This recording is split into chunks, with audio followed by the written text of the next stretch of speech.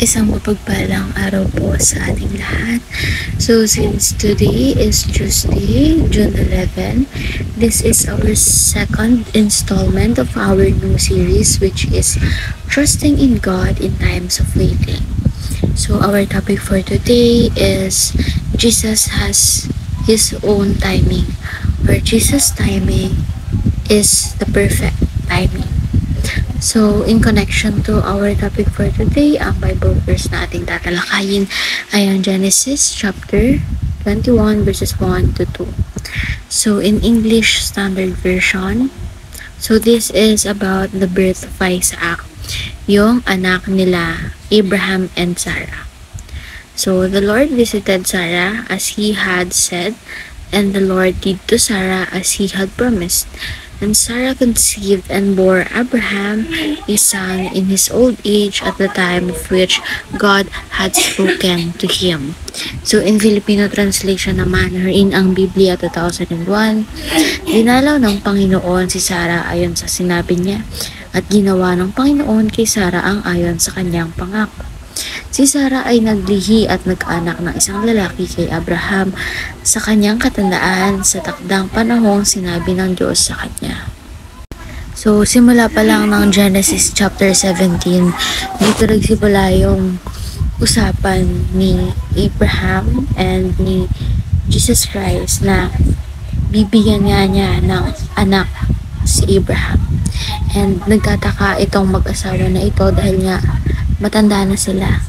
And kung maaalala natin sa chapter 18, nakasaad din doon na kumbaga si Sarah is hindi na niya nararanasang duguin katulad ng mga normal na babae. So ibig sabihin parang menopausal na siya, matanda na nga siya.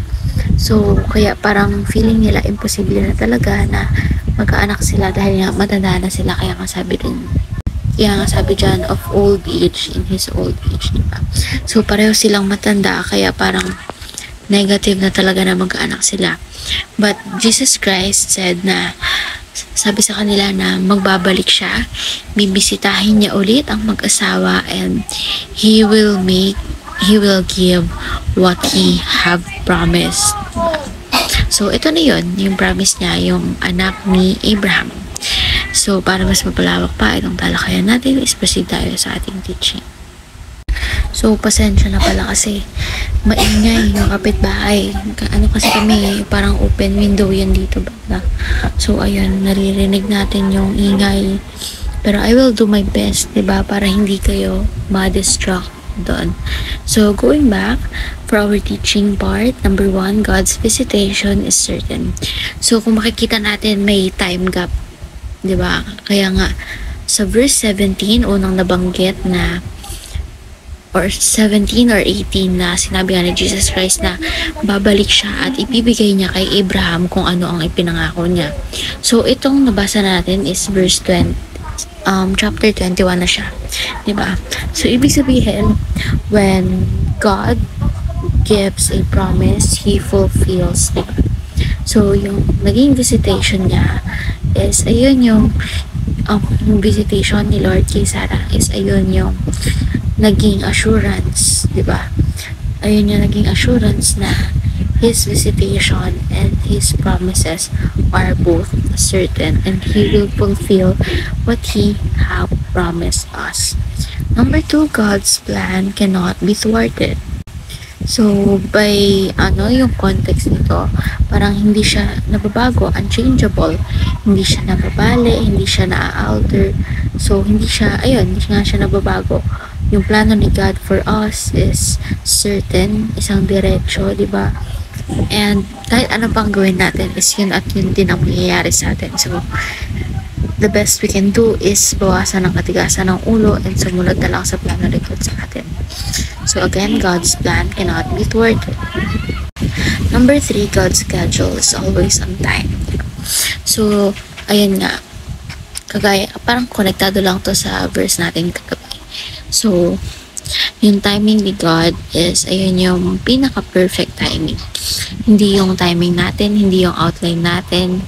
So, yung kay God talaga. Sa timing nga lang tayo magre-relay. Kasi nga, madalas hindi mo na binibigay or pinagkakaloob sa atin yung gusto natin kasi nga baka hindi natin mabigyan pa ito ng importansya or hindi pa talaga ito para sa atin, may tamang panahon pa or hindi talaga siya para sa atin. So we have to wait and trust, di ba? Kaya nga yung series natin, trusting in God in times of waiting. So we have to trust Him kasi everything that He have promised us is certain naman. He will fulfill that. And wala pa tayong nakikita na pinangako ng ating Panginoong Diyos na hindi niya tinupad. So, we should always remember to trust Him because His schedule is always on time. So, ngayon naman is punta tayo sa ating application part. Number 1, pray for God's visitation. Number 2, trust God's one and unchanging plan. Number 3, wait patiently on God's schedule. So, by now, after watching this devotion, we should be able to tell the reasons as to why we should trust God's timing in times of waiting, or why should we trust Him in times of waiting.